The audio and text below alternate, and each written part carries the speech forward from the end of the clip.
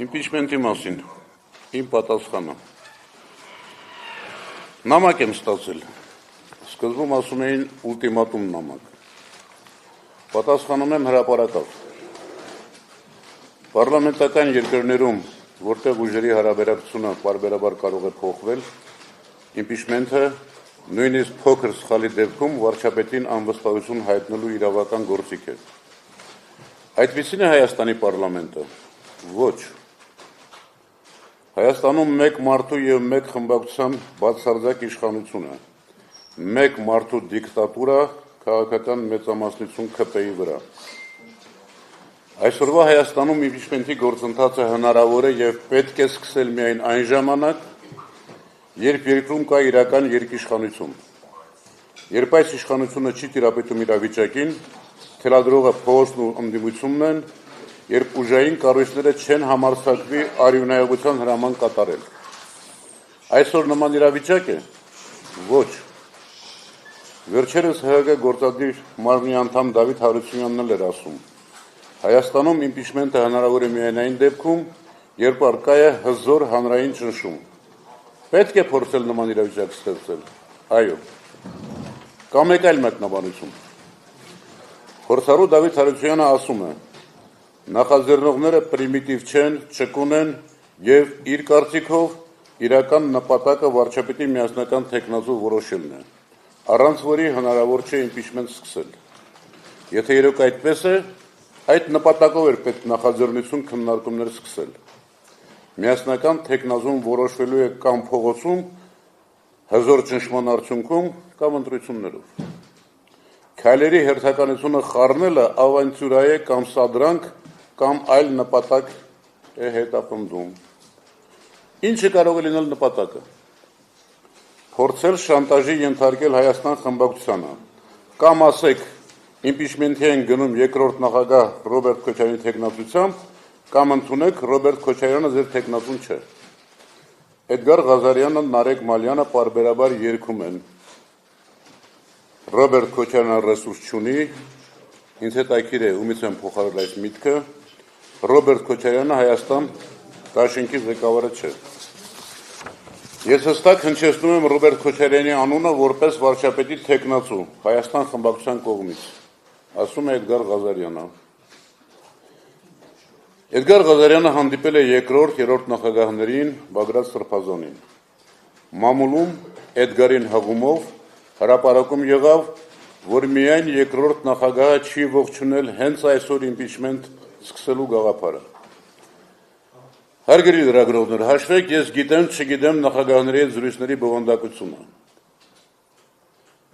Երրորդ նախագահը ողջունել է հենց այսօր impeachment սկսելու ծրագիրը։ Թող Էդգարը ասի։ Եթե ասած ողջունել է, ես առաջարկում եմ պատիվ ունեմ խմբակցությանը սկսել թեկնածուի անուն տալ։ Ասում են, թող Հայաստան դաշինքը առաջարկի Ռոբերտ Քոչարյանի թեկնածությունը,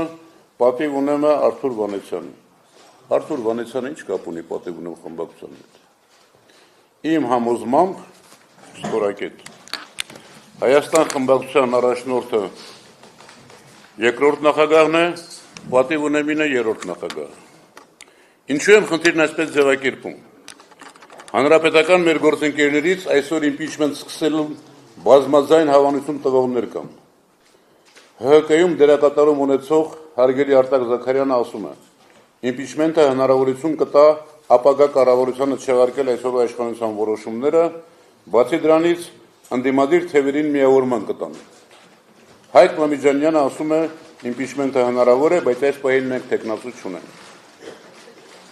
Էդգար Ղազարյանին գնահատում եմ։ Աշխատասեր է, հումորով, համառ է, հիանալի նմանակումներ է անում։ Բայց չափազանց շատ է խոսում, ինչը լավ հատկություն չէ, համառ սևեռումներ ունի, ինչը ևս լավ տեղ չի տանում։ Բայց երբեմն լկտի անում է ու փորձում շանտաժի ենթարկել։ Տեսեք ինչ է ասում Էդգարը։ 2021-ի օգոստոսի 2-ից բոլոր պատգամավորները անվերապահորեն վստահություն և աջակցություն են հայտնել Նիկոլ Փաշինյանի կառավարությանը։ Նիկոլ Փաշինյանի օրակարգն սպասարկում։ Ինձ համար ինչ տարբերություն, Արամ Սարգսյան թե նրանցից մեկը։ Եթե չստորագրեն, թող փորձեն հաջորդ ընտրություններում առաջադրվել։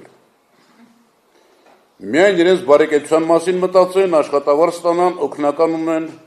ունենան։ Անկեղծ ես չգիտեմ, Էդգարը այսօր կուսակցության անդամ է թե ոչ։ Հիշեցնեմ Էդգարին։ Ես միշտ օգնականներ եմ ունեցել։ Հաստատում եմ, ինքն էլ լավ օգնական էր։ Նարեկ Մալյանին միայն հիշեցնեմ, որ իրեն այդքան ոգևորած 2018-ի ելույթում ես նաև ասել եմ, կուրքեր չեմ ընդունում։ Եվ հետո Էդգարն ու Նարեկն են ինձ պարտադրելու այսօր անել մի բան, ինչին ես չեմ հավատում։ Ում են պարտադրելու։ Ես կճնշեմ այդ պատգամավորին, ասում են Նարեկը։ Դե արի ինչ ճնշի։ Նարեկը հաճախ լկտի անում է, ասում է, 2021-ին խաբել են ավանցյուրիստի նման, քվեին կլյանչի տանում, անդիմադիր աֆերիստներ, անբարոյական կեցվածք ունեն։ Սիրով ասեմ, լկտիությամբ Նարեկի հետ կարող են մրցել միայն մի քանի ԿՊԱ-ական պատգամավորներ։ Հարգելի լրագրողներ, թող ձյուն չգա Նարեկ Մալյանի հետ Գարղազարյանի գլխին, թող կանաչ արև ունենան, բայց թող չափերը ճանաչեն, կեղծ օրակարգով հասարակությանը մոլորեցնող ԿՊ-ն հերիք է։ Վերջերս Հանրապետության 3-րդ նախագահը ասաց,